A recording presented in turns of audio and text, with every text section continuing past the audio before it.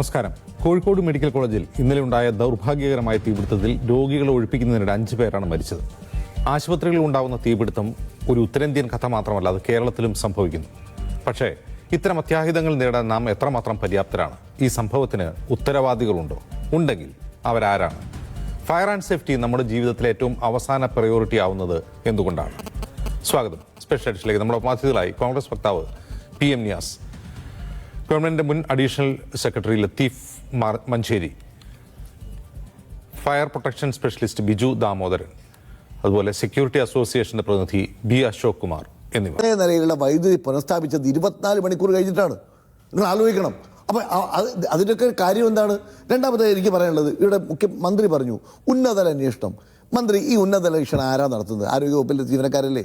ഇതുപോലെ നമുക്ക് എല്ലാവർക്കും അറിയാം, അർഷിനയെ സംബന്ധിച്ച് 3 അന്വേഷണം നടത്തി. 3ഉം അർഷിനയ്ക്കെതിരായിരുന്നു. നമ്മുടെ ICU പീഡന കേസിൽ 2 അന്വേഷണം നടത്തി. 2ഉം ഈ പീഡനം കിട്ടിയ ആൾക്കെതിരായിരുന്നു. ഇപ്പോൾ ഇവിടെ എല്ലാ അന്വേഷണങ്ങളിലും കുറ്റം, ആരോഗ്യവകുപ്പിന് കുറ്റമില്ല എന്ന് കണ്ടെത്താനുള്ള അന്വേഷണങ്ങൾ മാത്രമാണ് ഇവിടെ നടക്കുന്നത്. ഒരു കാര്യം തുറന്ന് പറയാൻ ആഗ്രഹിക്കുന്നു. നിങ്ങൾ പറഞ്ഞ പോലെ വീണ്ടും തീ ഇല്ലാതെ പുകയുണ്ടാവില്ല. ബഹുമാനയുടെ ബിജു പറഞ്ഞല്ലോ, ഒരു കോമൺ സെൻസ് ഉണ്ടെങ്കിൽ ആ ബിൽഡിംഗ് ഉണ്ടാക്കുമ്പോൾ ഫയർ ആൻഡ് സേഫ്റ്റി അവിടെ 5 കൊല്ലം ആ ബിൽഡിങ് കഴിഞ്ഞിട്ടും ആ ജോലി അതിന് പണി തുടങ്ങിയിട്ട് 5 കൊല്ലം കഴിഞ്ഞിട്ടാണ് പൂർത്തീകരിച്ചത്. 5 കൊല്ലം കഴിയുമ്പോൾ ഫയർ ആൻഡ് സേഫ്റ്റി വന്ന് അത് പരിശോധന നടത്തി ആവശ്യമായ ക്രമീകരണം ഉണ്ടാക്കിയ ശേഷമല്ലേ തുടങ്ങാൻ പാടുള്ളൂ. അങ്ങ് പറഞ്ഞ പോലെ കമ്പാർട്ട്മെൻറ്റിലായി ഉണ്ടാക്കിയിരുന്നുവെങ്കിൽ ഈ പുക ഒരിക്കലും ഈ 1ാം നിലയിലും 2ാം നിലയിലും 3ാം നിലയിലും വെന്റിലേറ്ററിലും ICUവിലും വരാൻ പറ്റുമായിരുന്നോ? പറ്റില്ലായിരുന്നല്ലോ. അപ്പോൾ അങ്ങനെ ഒരു സാഹചര്യം ഉണ്ടാകുമായിരുന്നില്ലല്ലോ. പിന്നെ രണ്ടാമത്തെ കാര്യം നമ്മൾ പറയുന്നത്, ഞാനൊരു കാര്യം ചോദിക്കട്ടെ. ഇവിടെ അജ്മീസ് ഇവിടെ സൂചിപ്പിച്ചു, നമ്മളെ മെഡിക്കൽ കോളേജ്, ഞാനിപ്പോൾ സംസാരിക്കുന്നതിൻ്റെ തൊട്ടടുത്താണ് കോഴിക്കോട് മെഡിക്കൽ കോളേജ്. അതിന് മുന്നിൽ കൂടെ ഞാൻ വന്നത്. ഇങ്ങനെ ഒരു എല്ലാ ഭാഗവും അങ്ങ് അടച്ചു പൂട്ടി ഉണ്ടാക്കേണ്ടതാണോ എമർജൻസി? കഴിഞ്ഞ തവണ മുമ്പ് ഉണ്ടായിരുന്ന എമർജൻസി ബിൽഡിങ്ങിലേക്ക് 3 എൻട്രി ഉണ്ടായിരുന്നു. 3 എൻട്രി കൂടാതെ പറകിൽ നിന്നും നമുക്ക് എൻട്രി ഉണ്ടായിരുന്നു. 4ാമത്തെ എൻട്രി നമുക്ക് മോർച്ചറിയുടെ ഭാഗത്തുനിന്ന് വരാമായിരുന്നു. ഇവിടെ എന്താ സ്ഥിതി? ഇപ്പോൾ അശോക് കുമാറിൻ്റെ പ്രതിനിധി സെക്യൂരിറ്റി ജീവനക്കാർ, ഞാൻ 5 വർഷക്കാലം ആ സെക്യൂരിറ്റി ജീവനക്കാരുടെ സംഘടനയുടെ പ്രസിഡൻ്റായിരുന്നു. എനിക്കറിയുന്നൊരു കാര്യം, അങ്ങ് അജിംസ് അറിയേണ്ട ഒരു കാര്യമാണ്. ഇവിടെ സെക്യൂരിറ്റി നേരത്തെ എടുത്തിരുന്നത് അവിടെ എക്സ് സർവീസ്മെൻ ആയ ആളുകളെ നോക്കി അവർക്ക് പരിശീലനം കൊടുത്താണ് എടുത്തിരുന്നത്. ഇപ്പോൾ നിങ്ങൾ കഴിഞ്ഞ 9 കൊല്ലമായി, ഞാൻ വളരെ സത്യസന്ധമായി പറയുകയാണ്, അവിടെ എടുത്തുകൊണ്ടിരിക്കുന്ന സെക്യൂരിറ്റി ജീവനക്കാരുടെ നിങ്ങളെ ലിസ്റ്റ് എടുത്തു നോക്കൂ. രാഷ്ട്രീയ പ്രേരിതമായി സെക്യൂരിറ്റി എന്താണെന്ന് പോലും അറിയാത്ത കുറേ പാർട്ടിക്കാരെ അവിടെ കൊണ്ട് നിൽക്കുകയാണ്. അവർ ഗുണ്ടകളായി പ്രവർത്തിക്കുക എന്നല്ലാതെ സെക്യൂരിറ്റി എന്താണെന്നോ അല്ലെങ്കിൽ ക്രൈസിസ് മാനേജ്മെൻറ്റ് എന്താണെന്നോ രോഗികളുടെ സുരക്ഷ എന്താണെന്നോ ഒന്നും അറിയാതെ അതിനുവേണ്ടി ഒന്നും ചെയ്യാത്ത, ഞാൻ വെല്ലുവിളിയോടുകൂടി ഇവിടെ ബന്ധപ്പെട്ട ഗവൺമെൻറ്റിനോട് ചോദിക്കുകയാണ്, എന്ത് രീതിയിലുള്ള സെക്യൂരിറ്റി സജ്ജീകരണങ്ങളാണ് അവിടെ അവരെ പഠിപ്പിച്ചിട്ടുള്ളത്? എന്താണ് അവർക്ക് ട്രെയിനിങ് കൊടുത്തത്? കൊല്ലത്തിൽ ഒരിക്കലെങ്കിലും ട്രെയിനിങ് കൊടുക്കും. ജോലി കയറുമ്പോൾ ഒരു ആഴ്ചയ്ക്കുള്ള ട്രെയിനിങ്ങിൽ കൊടുക്കണ്ടേ? അവിടെ ഉണ്ടായിട്ടില്ല. നമുക്കെല്ലാവർക്കും അറിയാം. അതിനോടൊപ്പം തന്നെ നമ്മൾ കാണേണ്ട ഒരു കാര്യം, മെഡിക്കൽ കോളേജ്, ഞാൻ നേരത്തെ പറഞ്ഞ ആംബുലൻസ്, കോഴിക്കോട് മെഡിക്കൽ കോളേജിലേക്ക് ഒരു നമ്മുടെ ഗവൺമെൻറ് ആംബുലൻസിൽ വന്നൊരു രോഗി, ആ ആംബുലൻസ് അവിടെ ബ്ലോക്കായി അല്ലെങ്കിൽ അത് ലോക്കായി, അത് വെട്ടിപ്പൊളിച്ചെടുക്കുമ്പോഴേക്കും രോഗി മരിച്ച കേസ് നമുക്കുണ്ട്. അതിന് പകരം MP-യുടെ ഫണ്ടിൽ നിന്ന് നമ്മൾ ആംബുലൻസ് കൊടുത്തു. ആ ആംബുലൻസ് 1.5 കൊല്ലമായി കോഴിക്കോട് ബീച്ച് ആശുപത്രിയിലെ ആംബുലൻസ്, അത് ICU ആംബുലൻസ് 1.5 കൊല്ലമായി ഒരു റിപ്പയർ ചെയ്യാൻ വേണ്ടിയിട്ട് ആശുപത്രിയിൽ കിടക്കുകയാണ്. വേറൊരു ആംബുലൻസ് കൊടുത്തു. ആ ആംബുലൻസ് 1.5 കൊല്ലമായി അത് വർക്ക് ചെയ്യാൻ വേണ്ടി വിട്ടത്, 1 കൊല്ലമായി വർക്ക് ചെയ്യാൻ വിട്ടത് അത് പിന്നെ ശബരിമലയ്ക്കാണ്. ശബരിമലയ്ക്ക് മന്ത്രിയുടെ ജില്ലയാണ് ശബരിമല. ആ ജില്ലയിൽ എത്ര സ്ഥലത്ത് അടുത്തടുത്ത് ആശുപത്രികളുണ്ട്, അവിടെ നിന്ന് എടുക്കാമല്ലോ. കോഴിക്കോട് നിന്നുള്ള ആംബുലൻസ് ഈ ശബരിമല ഡ്യൂട്ടിക്ക് അവിടെ കൊണ്ടുവിടേണ്ട കാര്യമുണ്ടോ? അപ്പോൾ അങ്ങനെ ചെറുതും വലുതുമായ കാര്യങ്ങളിൽ സർക്കാർ കാണിക്കുന്ന നിരുത്തരവാദപരമാണ്. ഞാനിത് പറയാൻ ഇപ്പോൾ ഉണ്ടായ സംഭവം ഇതാണ്. ഈ സംഭവം എന്തുകൊണ്ടാണ് ഉണ്ടാകുന്നത്? അത് ഇങ്ങനെ ഇനി നാളെയും ഉണ്ടാവാതിരിക്കണമെങ്കിൽ ആവശ്യമായ ക്രമീകരണങ്ങൾ ഉണ്ടാക്കേണ്ട ഉത്തരവാദിത്തം രോഗികളുടെ. ഒറ്റ കാര്യം കൂടി അജീസ് പറയാനുണ്ട്. ഇപ്പം ഞാൻ ഇന്ന് മന്ത്രി വന്നപ്പോൾ ഞാൻ പ്രതീക്ഷിച്ചത്, മന്ത്രി മാത്രമല്ല മന്ത്രിമാർ വന്നപ്പോൾ പ്രതീക്ഷിച്ചത്, ഇപ്പോൾ ഇതിൽ 10-35 പേരെ അവിടെ അത്യാസന്ന നിലയിലുള്ള ആളുകളെ പലയിടത്തും ആശുപത്രി കൊണ്ടുപോയി. ഏറ്റവും ആദ്യം പറയേണ്ടത് മെഡിക്കൽ കോളേജിൽ നിന്നും അവിടെ ഒരു ക്രൈസിസ് ഉണ്ടായി, അവിടെ ഒരു തീപിടുത്തമുണ്ടായി, അതിൻ്റെ പേരിൽ കൊണ്ടുപോയവരാണ്. അതിനൊറ്റ ഉദാഹരണം പറയും. ഞാനിപ്പോൾ പോയി വരികയാണ്. കൊയിലാണ്ടിയിലുള്ള തങ്കമ്മ എന്നൊരു സ്ത്രീ, അവർ തലയ്ക്ക് ഭയങ്കരമായ ഇഞ്ചുറി ഉണ്ടായി. അവിടെ ചികിത്സയിൽ നടന്നുകൊണ്ടിരിക്കുമ്പോഴാണ് അവരെ ഷിഫ്റ്റ് ചെയ്യുന്നത് അവിടെ ബേബിയിലേക്ക്. അവിടെ കൊണ്ടുപോയപ്പോൾ അവർക്ക് ഇന്ന് രാവിലെ അവർക്ക് എമർജൻസി, അറിയാം തലയ്ക്ക് എമർജൻസി ഓപ്പറേഷൻ നടത്തണമെങ്കിൽ നടത്തി. ഇന്ന് അവർക്ക് അവരുടെ രോഗികൾ, അവരുടെ കൂടെയുള്ളവരുടെ വിഷമം എന്താ വെച്ചാൽ, നിങ്ങൾക്കറിയാലോ ലക്ഷക്കണക്കിന് രൂപയാണ് അവിടെ ചാർജ് ചെയ്യുന്നത്. അത് കൊടുത്തില്ല എങ്കിൽ ആ പേഷ്യൻ്റ് ഇനി അസുഖം മാറിയാൽ പോലും അവിടെ നിന്ന് പുറത്തു പോകാൻ പറ്റാത്ത രീതിയിൽ അവരവിടെ കുടുങ്ങുന്ന അവസ്ഥയാണ്. ഇത് 35 പേർക്ക്, നമുക്കറിയുന്ന 35 പേർക്ക് ചെറുതല്ല വലിയ രീതിയിലുള്ള അസുഖങ്ങളുണ്ട്. അവരുടെ ഉത്തരവാദിത്തം അവിടെ പോണ്ട്, അവർക്ക് അവിടെ നേരത്തെ പോകാമായിരുന്നല്ലോ. അവരിവിടെ സാമ്പത്തികമായ ബുദ്ധിമുട്ടുള്ളതുകൊണ്ടാണ് മെഡിക്കൽ കോളേജ് വന്നത്. അപ്പം മെഡിക്കൽ കോളേജിൽ ഒരു ക്രൈസിസ് ഉണ്ടായി. ആ ക്രൈസിസിൻ്റെ അടിസ്ഥാനത്തിൽ അവരുടെ ചികിത്സ നടത്തേണ്ട ഉത്തരവാദിത്തം സർക്കാരിനല്ലേ? സർക്കാർ പറയണ്ടേ ഇവിടുന്ന് കൊണ്ടുപോയ മുഴുവൻ ചികിത്സാ ഞങ്ങൾ കൊടുക്കും, നഷ്ടപരിഹാരം ഞങ്ങൾ അനുവദിക്കും എന്ന് പറയാനുള്ള ധാർമ്മികമായ ബാധ്യത പോലും ഇല്ലാതെ ഈ ഒരു ഉദാസീനമായ നിലപാടെടുത്താൽ ജനങ്ങളോടല്ല താല്പര്യം, അവരുടെ ആഘോഷ പരിപാടികൾക്ക്, അവരുടെ അർമാദിക്കാനുള്ള, അല്ലെങ്കിൽ ഉല്ലാസിക്കാനുള്ള അവരുടെ തീരുമാനങ്ങൾക്ക് മാത്രമാണ് ഇവർ മുന്നോട്ട് പോകുന്നത്. അത്യാഹിത വിഭാഗത്തിൽ ലത്തീഫ് സാർ പറഞ്ഞത് ഞാൻ അടിവരയിടുകയാണ്. അത്യാഹിത വിഭാഗമാണ് എന്ന യാതൊരു മുൻകരുതലുമില്ലാതെയാണ് ഈ ബിൽഡിംഗ് ഉണ്ടാക്കിയത്.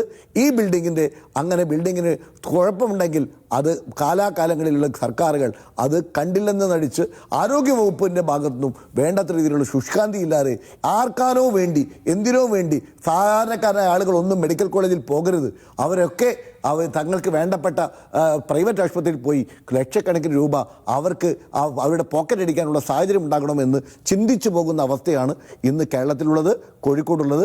ഇതിന് മാറ്റമുണ്ടാകണം. ഈ സംഭവമെങ്കിലും അത് കണ്ണു തുറപ്പിക്കാൻ കഴിയണം. 5 പേരുടെ മരണം, ആ മരണം ഞാൻ ഒരു കാര്യം ഉറപ്പിച്ച് പറയുന്നു, നിങ്ങൾക്ക് എല്ലാവർക്കും അറിയാം, ഈ ഇത്രയുള്ള ക്രൈസിസ് ഉള്ള ഇത്രയേറെ ഒരു ക്രിട്ടിക്കലായുള്ള ഒരു രോഗിക്ക് ഒരു നിമിഷം മാറിയിട്ടുണ്ടെങ്കിൽ അത് മരണമുണ്ടാകും. ആ മരണത്തിന് ഉത്തരവാദികൾ അത് സർക്കാരാണ്. ആ സർക്കാർ അത് ഏറ്റെടുക്കണം. ആ പാവപ്പെട്ട കുടുംബങ്ങളെ സഹായിക്കാനും ആവശ്യമായ ഇത്തരത്തിലുള്ള സാഹചര്യങ്ങൾ ഉണ്ടാവാതിരിക്കാനുള്ള നടപടിയിലേക്ക് പോകണം. ശരി, ഞാൻ മടങ്ങിയ അതിഥിയിലേക്ക് വളരെ പെട്ടെന്ന് ഒരു ഇടവേളയ്ക്ക് ശേഷം.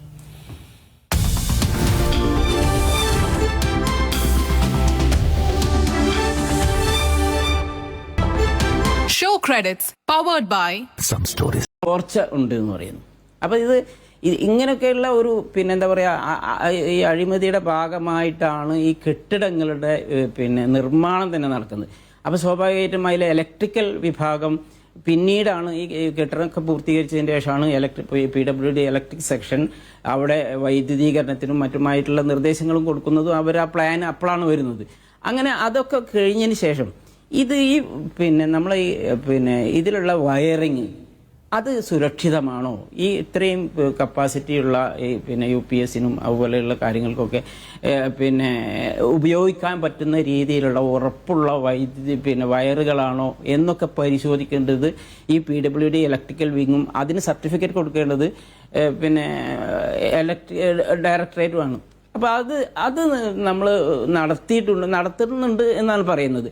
പക്ഷേ അങ്ങനെ നടത്തുന്നുണ്ടെങ്കിൽ അതിൻ്റെ ആ നടത്തിപ്പുമായി ബന്ധപ്പെട്ട് ഇവർക്ക് വേണ്ട ട്രെയിനിങ്ങുകളും സമാസമയങ്ങളിൽ നൽകുന്നില്ല എന്നുള്ളതാണ് ഇങ്ങനെയുള്ള അപകടങ്ങൾക്ക് പ്രധാനമായും കാരണമാവുന്നതെന്നാണ് ഞാൻ മനസ്സിലാക്കുന്നത്. ശരി, ശ്രീ ബിജു ദാമോദരൻ, നമുക്ക് പൊതുവെ ഈ സേഫ്റ്റിയുടെ കാര്യത്തിൽ കൺസേൺ കുറഞ്ഞ ഒരു രാജ്യമാണ് നമ്മൾ. പക്ഷേ പൊതുവെ അക്കാര്യത്തിൽ കുറെ കൂടി അലേർട്ടഡ് ആയിട്ടുള്ള ആൾക്കാരാണ് മലയാളികൾ. ആ മലയാളികൾ പോലും ഈ ഫയർ ആൻഡ് സേഫ്റ്റിയുടെ കാര്യം വരുമ്പോൾ ഏറ്റവും കൂടുതൽ കോംപ്രമൈസ് ചെയ്യപ്പെടുന്നത് കാണാറുണ്ട്. നമ്മളൊരു കമേഴ്ഷ്യൽ ബിൽഡിംഗ് ഒക്കെ എടുത്തു നോക്കിക്കഴിഞ്ഞാൽ അവിടെ ആദ്യം കോംപ്രമൈസ് ചെയ്യുന്നത് ഫയർ ആൻഡ് സേഫ്റ്റിയുടെ കാര്യത്തിലായിരിക്കും എന്നുറപ്പാണ്. നമുക്ക് പുറത്തിറങ്ങി നോക്കിയാൽ തന്നെ കാണാവുന്ന കഴിയുന്നതാണ്. പക്ഷേ ഈ ആശുപത്രികളുടെ കാര്യം വരുമ്പോൾ ആ അലംഭാവം അനുവദനീയമാണോ? കാരണം അതിനൊരു സ്റ്റാൻഡേർഡൊക്കെ ഉണ്ടാവുമല്ലോ സ്വാഭാവികമായും. നമ്മൾ ആരോഗ്യരംഗത്ത് നമ്മൾ വളരെ മികച്ചു നിൽക്കുന്ന ഒരു സംസ്ഥാനമാണെന്ന് പറയുമ്പോൾ ആശുപത്രികളെ ഫയർ ആൻഡ് സേഫ്റ്റിയിൽ ഈ വീഴ്ച വരുന്നത് എന്തുകൊണ്ടായിരിക്കും? ഒരു ഹോസ്പിറ്റൽ ഏറ്റവും ക്രിട്ടിക്കൽ ആയിട്ടുള്ള ഒരു ബിൽഡിംഗ് ആണ്. അതായത് നമ്മുടെ ഒരു ഹോസ്പിറ്റലിൽ കാണാൻ നമുക്ക് ICU ഉണ്ടാവും, എമർജൻസി ഉണ്ടാവും. ഇവിടെയൊക്കെ കിടക്കുന്ന പേഷ്യൻസിന് ഒരു ഫയർ ഉണ്ടാകുമ്പോൾ രക്ഷപ്പെടാൻ യാതൊരു മാർഗമില്ല. മോസ്റ്റ്ലി ബോധമില്ലാത്ത അവസ്ഥയിലായിരിക്കും. അപ്പോൾ ആരുടെയെങ്കിലും ഒരു പരസഹായം ഇല്ലാതെ അവരെ വെളിയിലേക്ക് കൊണ്ടുവന്ന്. അപ്പൊ ഹോസ്പിറ്റലാണ് ഏറ്റവും വൾണറബിൾ ആയിട്ടുള്ള ഒരു ഫയർ വന്നു കഴിഞ്ഞാൽ ഏറ്റവും നമ്മൾ കൂടുതൽ ശ്രദ്ധ ചെലുത്തേണ്ട ഒരു ഏരിയ എന്ന് പറഞ്ഞാൽ ഹോസ്പിറ്റൽസ് ആണ്. ഹോസ്പിറ്റൽസ്, ജയിൽസിലും അൺലോക്ഡ് ആയിരിക്കും. ആൾക്കാരെല്ലാം അൺലോക്ഡ് ആയിരിക്കും. അവരെ രക്ഷപ്പെടുത്തേണ്ടി വരും. പരസഹായത്തോടു കൂടി അവരെ രക്ഷപ്പെടുത്താൻ പറ്റുള്ളൂ. അപ്പോൾ ഇവിടെ സംഭവിക്കുന്നത് എന്താണെന്ന് വെച്ചാൽ ഒരു ഫയർ ഉണ്ടാകുമ്പോൾ ഏറ്റവും ഡേഞ്ചറസ് ആയിട്ടുള്ള കമ്പോണന്റ് ഫയറിനേക്കാൾ ഉപരി അതിന്റെ സ്മോക്കാണ്. ഒരു 5 സ്റ്റോറി ബിൽഡിംഗ് എടുത്തു കഴിഞ്ഞാൽ നമ്മൾ നോർമലി ഒരു ഫയർ ബ്രേക്ക് ഔട്ട് ആവുന്നതെന്ന് വെച്ച് കഴിഞ്ഞാൽ അതിന്റെ നോർമലി ഒരു താഴത്തെ ഒരു ഫ്ലോറിലായിരിക്കും, ഇലക്ട്രിക്കൽ റൂംസിൽ അല്ലെങ്കിൽ അതുപോലുള്ള ഇൻഫ്ലേമബിൾ ആയിട്ടുള്ള മെറ്റീരിയൽസ് സൂക്ഷിച്ചിരിക്കുന്ന സ്ഥലത്തായിരിക്കും ഫയർ ഒറിജിനേറ്റ് ചെയ്യുന്നത്. അവിടെ നിന്ന് ആ ഫയർ ഈവൻ ഫസ്റ്റ് ഫ്ലോർ പോലും ക്രോസ് ചെയ്തിട്ടുണ്ടാവില്ല. പക്ഷെ പ്രോഡക്ട്സ് ഓഫ് കമ്പസ്റ്റൻ ആയിട്ടുള്ള ഗ്യാസ്, സ്മോക്ക്, ടോക്സിക് സ്മോക്ക് നിമിഷ നേരം കൊണ്ട് ഏതാണ്ട് 10 to 19 മീറ്റർ പെർ സെക്കൻഡ് ആണ് സ്മോക്ക് ട്രാവലിംഗ് സ്പീഡ്. നിമിഷ നേരം കൊണ്ട് അത് ബിൽഡിംഗിലെ ഏറ്റവും വീക്ക് ആയിട്ടുള്ള ഏരിയ ആണ് ഷാഫ്റ്റ് ഓപ്പണിങ്സ്. അതായത് നമ്മുടെ സർവീസുകൾ, ഇലക്ട്രിക്കൽ പ്ലംബിംഗ് സർവീസുകൾ താഴെ മുതൽ മുകളിൽ വരെ സപ്ലൈക്ക് വേണ്ടി പോകുന്ന ഓപ്പണിങ്സ് ആണ് ഷാഫ്റ്റ് ഓപ്പണിംഗ്. അതുവഴിയാണ് ഫയർ ആൻഡ് സ്മോക്ക് സ്പ്രെഡ് ചെയ്യുന്നത്. ആ ഓപ്പണിങ്സ് സീൽ ചെയ്യുന്ന കാര്യത്തിൽ നമ്മൾ വളരെ വളരെ വളരെ പുറകിലേക്കാണ്. നമ്മുടെ ഈവൻ ഞാൻ കേരളത്തിലെ മിക്കവാറും എല്ലാ ഹോസ്പിറ്റലുകളിലും, അമൃത ആസ്റ്റർ ഉൾപ്പെടെയുള്ള എല്ലാ മേജർ ഹോസ്പിറ്റൽസിലും ഞാൻ കയറി ഇറങ്ങിയിട്ടുണ്ട്. അവിടെയൊക്കെ അത്യാവശ്യം റീസണബിളി നല്ല പ്രൊട്ടക്ഷൻ ആണ് അവർ കൊടുത്തിരിക്കുന്നത്. ഈ മറ്റുള്ള ഹോസ്പിറ്റലുകളിലൊക്കെ ഈ സ്റ്റാഫ് ക്ലോസിങ്ങിന് അവർ വളരെ ഒട്ടും പ്രാധാന്യം കൊടുക്കാറില്ല. ഇതുവഴിയാണ് നമ്മുടെ സ്മോക്ക് 2011 AMRI ഹോസ്പിറ്റല് കൽക്കട്ടയിൽ ഒരു ഫയർ നടന്നിരുന്നു. അത് 91 പേര് മരിച്ചു. ആ സമയത്ത് നമ്മൾ ഇൻവെസ്റ്റിഗേഷന് ശേഷം കണ്ടെത്തിയെന്ന് വെച്ച് കഴിഞ്ഞാൽ ആ ഫയർ ഈവൻ ഫസ്റ്റ് ഫ്ലോർ പോലും ക്രോസ് ചെയ്തിട്ടില്ല. സ്മോക്കാണ് പെട്ടെന്ന് തന്നെ 9 നിലകളിലും പടർന്നിട്ട് അവിടെ ഉറങ്ങിക്കിടന്നിരുന്ന രോഗികളെയും എല്ലാവരെയും, അതായത് നമ്മൾ ഇപ്പൊ ഒരു ഉറങ്ങിക്കിടക്കാണ്, ഒരു ഹോട്ടലാണെന്ന് കരുതുക. നമ്മൾ ഉറങ്ങിക്കിടക്കുമ്പോൾ ഈ സ്മോക്ക് വന്ന് റൂമിലേക്ക് വന്ന് ഫുള്ളായിട്ട് നിറഞ്ഞു കഴിയുമ്പോഴേക്കും നമുക്ക് പിന്നെ ഒന്നും ചെയ്യാനില്ല. അവരുടെ വിഷൻ ഇല്ല. പിന്നെ സ്മോക്ക് കൊണ്ട് നമ്മൾ കംപ്ലീറ്റ്ലി നമ്മൾ അൺകോൺഷ്യസ് ആവുന്നു, മരിക്കുന്നു എന്നുള്ളതാണ്. ഒരു ബേണിംഗ് പോലും നമുക്ക് ഉണ്ടാവില്ല. അതാണ് അന്ന് കൽക്കട്ട ഫയറിൽ നമ്മൾ കണ്ടത്. അതുപോലെ 100 കണക്കിന് ഫയറുകൾ ഡെയിലി ബ്രേക്ക് ഔട്ട് ആവുന്നുണ്ട്.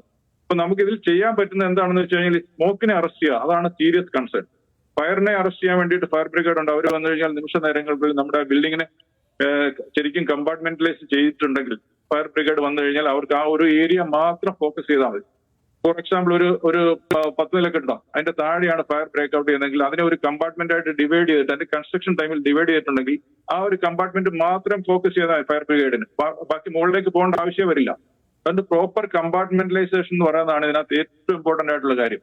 നമ്മുടെ കേരളത്തിലുള്ള ഹൈറസ് ബിൽഡിങ്ങുകൾ, കൊച്ചിയിലുള്ള പ്രത്യേകിച്ച് ഹൈറസ് ബിൽഡിങ്ങുകൾ, കൊമേഴ്ഷ്യൽ ബിൽഡിങ്ങുകൾ, ഇതിലൊക്കെ പോയി കഴിയുമെങ്കിൽ ലുലു ഗ്രൂപ്പ് ഒക്കെ എക്സെപ്ഷൻസ് ആണ്, അവരൊക്കെ നല്ലപോലെ ചെയ്യുന്നുണ്ട്.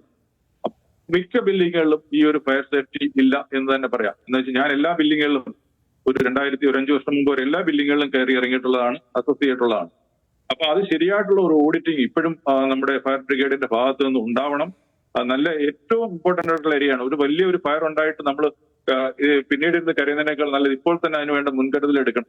ഈ ഒരു മെഷേഴ്സ് ഒക്കെ കട്ട് ഷോട്ട് ചെയ്യുന്നതാണ് ഒരു ബിൽഡിങ്ങിന്റെ ഒരു എസ്റ്റിമേറ്റ് എടുക്കുമ്പോൾ തന്നെ, അല്ലെങ്കിൽ അതിന്റെ കൺസ്ട്രക്ഷൻ ടൈമിൽ തന്നെ ഒരു ലീസ്റ്റ് ഇമ്പോർട്ടന്റ് നെഗ്ലക്ട് ചെയ്യാണ് ഈ ഒരു ഫയർ പ്രൊട്ടക്ഷൻ എന്ന് പറയുന്നത്. ഫയർ പ്രൊട്ടക്ഷന് വേണ്ടിയിട്ട് അവർ ചെയ്യും എന്താണെന്ന് പറയുക, ആക്റ്റീവ് ഫയർ പ്രൊട്ടക്ഷൻ സിസ്റ്റം എന്ന് പറയുന്ന പമ്പും ബാക്കിയുള്ള സപ്രഷൻ സിസ്റ്റംസ് ഒക്കെ ഉണ്ട്. പമ്പെല്ലാം ഇൻസ്റ്റാൾ ചെയ്യും, അതിന്റെ അപ്രൂവൽ കഴിഞ്ഞാൽ പിന്നെ ആ പമ്പ് വേറെ പർപ്പസിന് വേണ്ടി എടുത്ത് മാറ്റും. അതാണ് മിക്കയിടത്തും കാണാറുള്ളത്. അതുകൊണ്ട് ഈ ഒരു കമ്പാർട്ട്മെന്റലൈസേഷൻ എന്ന് പറയുന്ന ഒരു പ്രോസസ്സ് എല്ലാ ബിൽഡിങ്ങുകളിലും ചെയ്യണം. എല്ലാ ഡിപ്പാർട്ട്മെന്റുകളും അതിനെപ്പറ്റി അവെയർ ആവണം. അതിന് വേണ്ടിയിട്ട് പല ഏജൻസികളുണ്ട്, എക്സ്റ്റേണൽ ഏജൻസികൾ, അവരെയൊക്കെ യൂസ് ചെയ്യാം, ഓഡിറ്റ് ചെയ്യാം. അതാണ് ചെയ്യേണ്ടത്. ഈ സ്മോക്കിനെ അറസ്റ്റ് ചെയ്യുക എന്നുള്ളതാണ് ഹോസ്പിറ്റൽ ഫയറുകളിൽ നമ്മൾ ബിജു, ഈ സർക്കാരിന്റെ കാലത്ത് തന്നെ എന്റെ ഓർമ്മയിൽ തന്നെ 2-3 പ്രാവശ്യം സർക്കാർ ഫയർ ഓഡിറ്റ് നടത്തുന്നു പറഞ്ഞിട്ടുണ്ട്. ഈ ഫയർ ഓഡിറ്റ് എവിടെയാണ് നടത്തുന്നത്, നടന്നിട്ടുണ്ടോ, അതിന്റെ ഔട്ട്കം എന്താണെന്നും നമുക്കറിയില്ല. അതെ, ഈ ഫയർ ഓഡിറ്റ് പൂർണ്ണമാണെങ്കിൽ ഇതെല്ലാം വേണം, എല്ലാ മേഖലകളും. ഫയർ പ്രൊട്ടക്ഷൻ എന്ന് പറയുന്ന 3-4 മേഖലകളുണ്ട്. ഇതെല്ലാം പൂർണ്ണമായിട്ട് ചെയ്തു കഴിഞ്ഞാൽ മാത്രമേ നമുക്കൊരു സേഫ് ആയിട്ടുള്ള ബിൽഡിംഗ് നമുക്ക് നിർമ്മിക്കുകയും അതിനകത്ത് ജനങ്ങളെ സുരക്ഷിതമായിട്ട് പാർപ്പിക്കാനും കഴിയൂ. ശരി, ശ്രീ അശോക് കുമാർ, ഈ മെഡിക്കൽ കോളേജിനെ സംബന്ധിച്ച് അവിടെ ഒരു പ്രത്യേകമായ ഫയർ ഫൈറ്റിംഗ് ടീമൊന്നുമില്ല എന്ന് മാത്രമല്ല, മെഡിക്കൽ കോളേജിന് അടുത്ത് ഈ ഫയർ ആൻഡ് റെസ്ക്യൂവിൻ്റെ സ്റ്റേഷനുമില്ല. ഒരു ഫയർ ആൻഡ് റെസ്ക്യൂ സ്റ്റേഷന് വേണ്ടിയിട്ട് സ്ഥലം 20 സെന്റ് വിട്ടുകൊടുക്കാത്തതിൻ്റെ പേരിലാണ് അത് അവിടെ വരാത്തതെന്നൊക്കെ ആക്ഷേപം ഉയർന്നു കണ്ടു, കോൺഗ്രസ്സുകാർ അതൊക്കെ ഉന്നയിക്കുന്നു കണ്ടു. എൻ്റെ ചോദ്യം, ഈ സെക്യൂരിറ്റി ഗാർഡുകൾ അവിടെ സ്ഥിരമായി ഉണ്ടാകുന്ന ആളുകളാണല്ലോ, അവർക്ക് എന്തെങ്കിലും ചെയ്യാൻ പറ്റുമെന്നിരിക്കെ തന്നെ ഈ സെക്യൂരിറ്റി ഗാർഡുകൾക്ക് ഇങ്ങനെ മോക്ക് ഡ്രില്ലോ പരിശീലനമോ കൊടുക്കാറുണ്ടോ? അങ്ങനെ എന്തെങ്കിലും ഉണ്ടോ? സെക്യൂരിറ്റി ഗാർഡുകൾക്ക് ആകെ ബിജുവിനോടല്ല, അശോക് കുമാർ. ശരിയാണ്. ഈ സെക്യൂരിറ്റി ഗാർഡുകൾ എന്ന് പറഞ്ഞു കഴിഞ്ഞാൽ ഈ സുരക്ഷയുടെ ഫസ്റ്റ് ലൈൻ വാരിയേഴ്സ് ആണ് അവര്. അത് ശരിക്കും ആ സുരക്ഷാ ഗാർഡുകൾ ഉണ്ടെങ്കിൽ മാത്രമേ ഈ ഫയർ ആൻഡ് സേഫ്റ്റിയുടെ എക്യുപ്മെന്റ്സുകളെ ഓപ്പറേറ്റ് ചെയ്യാനും അതോടൊപ്പം അവിടെ ഒരു സുരക്ഷ ഉറപ്പാക്കാനും പറ്റുള്ളൂ. ഈ സെക്യൂരിറ്റി ഗാർഡുകൾ നമ്മുടെ സർക്കാർ മാനദണ്ഡം അനുസരിച്ചുള്ള, അതായത് private security agencies regulation act അനുസരിച്ച് ആ മാനദണ്ഡം അനുസരിച്ചാണോ പ്രവർത്തിക്കുന്നതെന്ന് അധികാരികൾ അത് ചെക്ക് ചെയ്യുന്നില്ല. അതോടൊപ്പം വർഷത്തിൽ 2 പ്രാവശ്യം ഈ വന്ദന കൊലക്കേസിന് ശേഷം 2023 ശേഷം വർഷത്തിൽ 2 പ്രാവശ്യം സുരക്ഷാ ഓഡിറ്റ് എല്ലാ ഹോസ്പിറ്റലും, ഏകദേശം നമ്മളുടെ താലൂക്ക് ഹോസ്പിറ്റലും ഡിസ്ട്രിക്ട് ഹോസ്പിറ്റലും മെഡിക്കൽ കോളേജുകളും ചേർത്ത് ഏകദേശം 122ഓളം ഹോസ്പിറ്റലുകളാണ് കേരളത്തിലെ ഗവൺമെന്റ് ഹോസ്പിറ്റലായി പ്രവർത്തിക്കുന്നത്. ഇത് പൊതുസ്ഥലങ്ങളാണ്. ഇവിടെ വരുന്ന പൊതുജനങ്ങൾക്ക് ഉറപ്പാക്കേണ്ടത് നമ്മളുടെ സർക്കാർ സംവിധാനങ്ങളാണ്.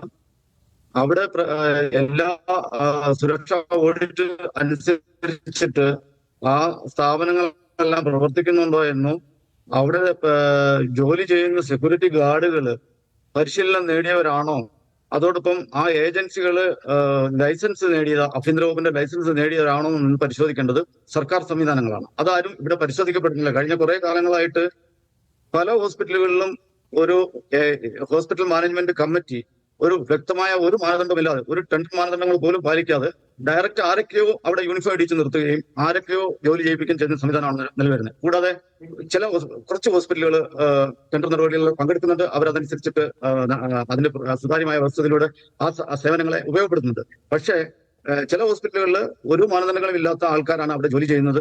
അതോടൊപ്പം ചില ആൾക്കാർ അവർ ഡയറക്റ്റ് ആർമിയിൽ നിന്ന്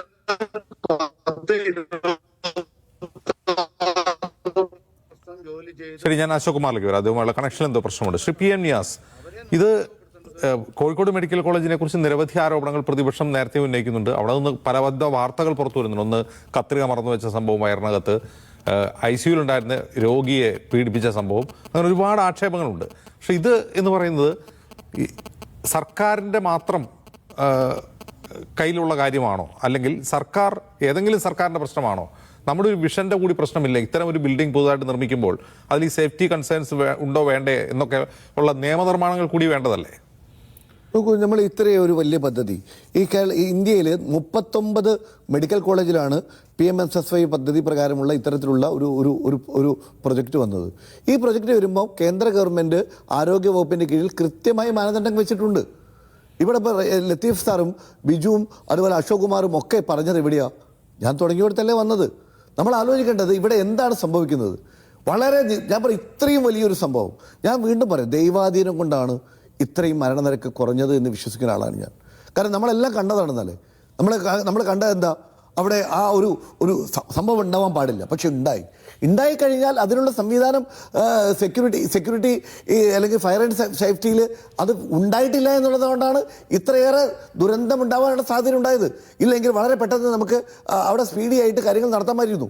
ഒരു കാര്യം എനിക്ക് പറയാനുള്ളത്, ഇവിടെ ഫയർ ആൻഡ് സേഫ്റ്റി നമുക്കൊരു കാര്യം പറയാം, ബാക്കി എല്ലാ കാര്യത്തിലും നമുക്ക് ഫയർ ആൻഡ് സേഫ്റ്റി ഇവിടെ ഉത്തരവാദിത്വം സംസ്ഥാന സർക്കാർ തന്നെയല്ലേ. ഇങ്ങനെ ഈ പൊതുജനങ്ങൾ നേരിട്ട് വരുന്ന ആയിരക്കണക്കിന് ആൾക്കാർ, 10,000 പേര് അറ്റ് എ ടൈം മെഡിക്കൽ കോളേജിൽ വരുന്നു എന്നാണ്, രോഗികളായിട്ടുണ്ട് എന്നാണ് നമ്മൾ കണക്കാക്കുന്നത്. ഏതാണ്ട് 3050 പേരുടെ കിടക്കകൾ അവിടെ ഉണ്ട് എന്നാണ് നമ്മൾ കണക്കാക്കിയിട്ടുള്ളത്. അത്രയും ആളുകളിലെ ബഹുഭൂരിപക്ഷം ആളുകൾ വരുന്നത് ഈ എമർജൻസി കൂടിയാണ്. അപ്പോൾ അങ്ങനെ വരുന്ന ഒരു സ്ഥലത്ത് നമ്മൾ കാണിക്കുന്ന എന്തെങ്കിലും ഒരു സംവിധാനം ഉണ്ടായിട്ടുണ്ടോ? 2 കൊല്ലമായിട്ടും അവിടെ ഞങ്ങൾ ഇന്നലെ കണ്ടല്ലോ, ഫയർ ആൻഡ് സേഫ്റ്റിയിലേക്ക് നമ്മൾ വന്നത് വാതിൽ കുത്തിപ്പൊളിച്ചാണ് രോഗികളെ പുറത്തെ കൊണ്ടുവന്നത്. ആ ഒരു അവസ്ഥ അവിടെ ഉണ്ടായി. 24 ഇപ്പോൾ വൈദ്യുതി ഇപ്പോൾ ഞാൻ സ്ക്രോള് കാണുകയാണ്, 24 മണിക്കൂർ കഴിഞ്ഞിട്ടാണ് മെഡിക്കൽ കോളേജ് പോലെ ഇത്രയും വലിയൊരു സ്ഥലത്ത് വൈദ്യുതി, ഈ താഴെ നിലയിലുള്ള വൈദ്യുതി പുനഃസ്ഥാപിച്ചത് 24 മണിക്കൂർ കഴിഞ്ഞിട്ടാണ്. നിങ്ങൾ ആലോചിക്കണം. അപ്പോൾ അതിൻ്റെയൊക്കെ കാര്യം എന്താണ്? രണ്ടാമത്തെ എനിക്ക് പറയാനുള്ളത്, ഇവിടെ മുഖ്യമന്ത്രി പറഞ്ഞു ഉന്നതതല അന്വേഷണം. മന്ത്രി, ഈ ഉന്നതതല അന്വേഷണം ആരാ നടത്തുന്നത്? ആരോഗ്യവകുപ്പിൻ്റെ ജീവനക്കാരല്ലേ? ഇതുപോലെ നമുക്ക് എല്ലാവർക്കും അറിയാം, അർഷിനയെ സംബന്ധിച്ച് 3 അന്വേഷണം നടത്തി, 3ഉം അർഷിനയ്ക്കെതിരായിരുന്നു. നമ്മുടെ ICU പീഡന കേസിൽ 2 അന്വേഷണം നടത്തി, 2ഉം ഈ പീഡനം കിട്ടിയ ആൾക്കെതിരായിരുന്നു. ഇപ്പോൾ ഇവിടെ എല്ലാ അന്വേഷണങ്ങളിലും ആരോഗ്യവകുപ്പിന് കുറ്റമില്ല എന്ന് കണ്ടെത്താനുള്ള അന്വേഷണങ്ങൾ മാത്രമാണ് ഇവിടെ നടക്കുന്നത്. ഒരു കാര്യം തുറന്ന് പറയാൻ ആഗ്രഹിക്കുന്നു, നിങ്ങൾ പറഞ്ഞു പോലെ വീണ്ടും പറഞ്ഞു, തീയില്ലാതെ പുകയുണ്ടാവില്ല. ബഹുമാനയുടെ ബിജു പരിചർ പറഞ്ഞല്ലോ, ഒരു കോമൺ സെൻസ് ഉണ്ടെങ്കിൽ ആ ബിൽഡിംഗ് ഉണ്ടാക്കുമ്പോൾ ഫയർ ആൻഡ് സേഫ്റ്റി അവിടെ ആ 5 കൊല്ലം ആ ബിൽഡിങ് കഴിഞ്ഞിട്ടും ആ ജോലി അതിന് പണി തുടങ്ങിയിട്ട് 5 കൊല്ലം കഴിഞ്ഞിട്ടാണ് പൂർത്തീകരിച്ചത്. 5 കൊല്ലം കഴിയുമ്പോൾ ഫയർ ആൻഡ് സേഫ്റ്റി വന്ന് അത് പരിശോധന നടത്തി ആവശ്യമായ ക്രമീകരണം ഉണ്ടാക്കിയ ശേഷമല്ലേ തുടങ്ങാൻ പാടുള്ളൂ.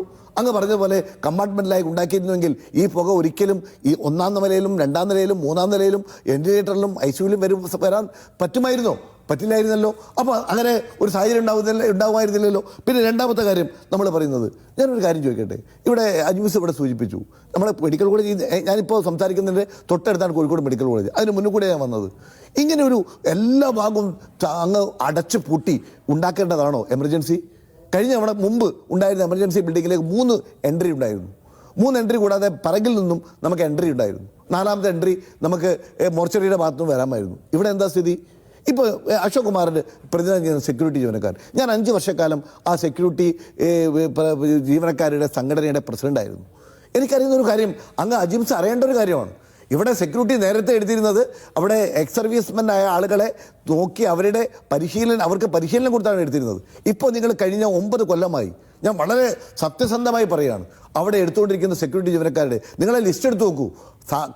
രാഷ്ട്രീയ പ്രേരിതമായി സെക്യൂരിറ്റി എന്താണെന്ന് പോലും അറിയാത്ത കുറേ പാർട്ടിക്കാരെ അവിടെ കൊണ്ട് നിൽക്കുകയാണ്.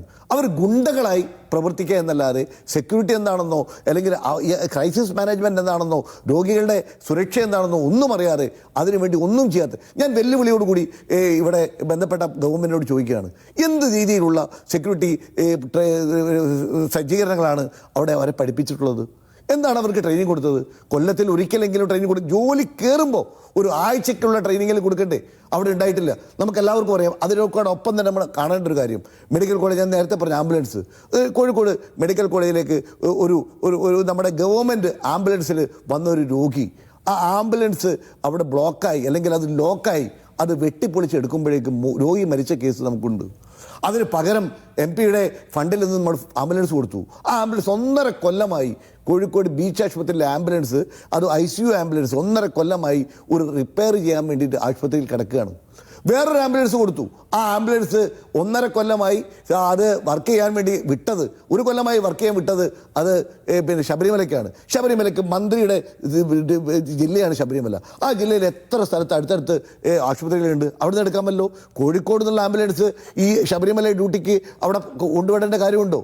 അപ്പോൾ അങ്ങനെ ചെറുതും വലുതുമായ കാര്യങ്ങളിൽ സർക്കാർ കാണിക്കുന്ന നിരുത്തരവാദപരമാണ്. ഞാനിത് പറയാൻ ഇപ്പോൾ ഉണ്ടായ സംഭവം ഇതാണ്. ഈ സംഭവം എന്തുകൊണ്ടാണ് ഉണ്ടാകുന്നത്?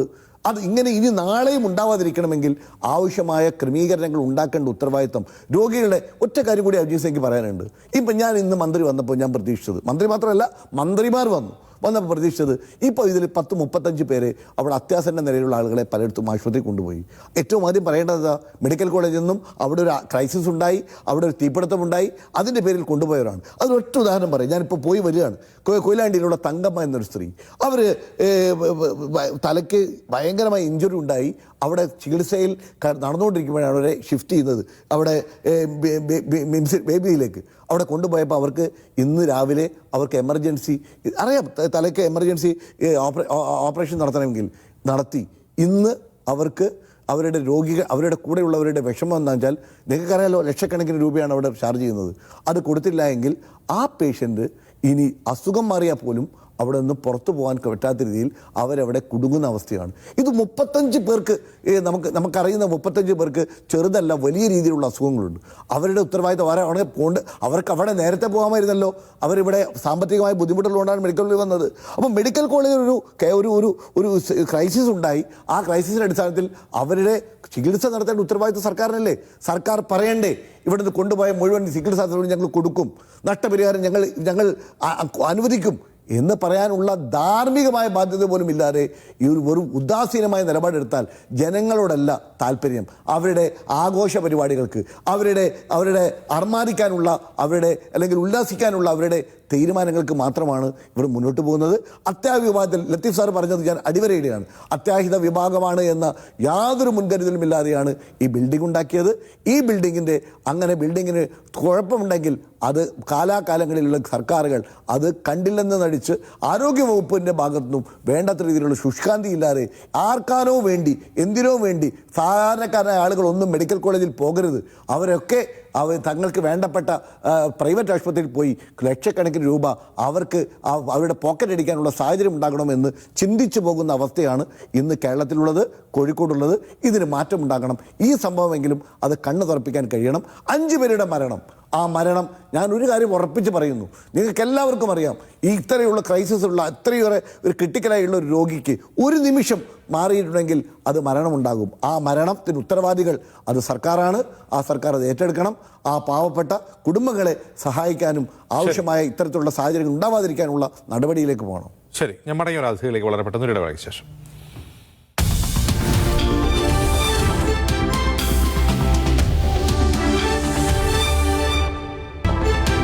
Show credits powered by Some stories